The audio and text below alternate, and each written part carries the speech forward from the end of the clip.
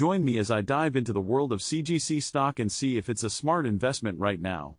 Curaleaf Holdings, commonly known by its ticker symbol CGC, is one of the biggest players in the cannabis industry. As an investor, you're probably aware that the cannabis market has been quite volatile over the past few years. Despite the challenges, many investors still see potential in CGC stock, but it's crucial to understand where the company stands today. One major challenge CGC faces is the fluctuating market trends. The cannabis industry has been dealing with regulatory hurdles and changes in consumer demand. For instance, the slowdown in growth within the Canadian cannabis market has impacted CGC sales. Moreover, regulatory issues continue to pose a risk, especially with changes in government policies that could affect the company's operations. Additionally, CGC's financial performance has been under scrutiny, with rising costs and intense competition eating into its profit margins. These are just a few things investors need to consider.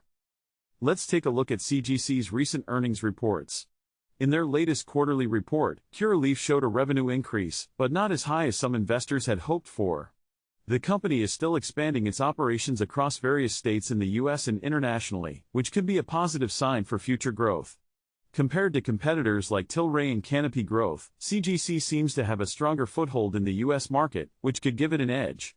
However, it's essential to keep an eye on how these companies evolve. So, is CGC stock a good investment right now? Based on the data, it seems like CGC has potential, especially with its strong market position in the US. However, the challenges it faces shouldn't be ignored. Investors need to weigh the company's growth prospects against its current financial health. One crucial insight is that CGC's management team has been proactive in addressing these challenges, which could be a good sign for the future. It's also worth noting that the cannabis industry is still evolving, and CGC's adaptability will be key to its success.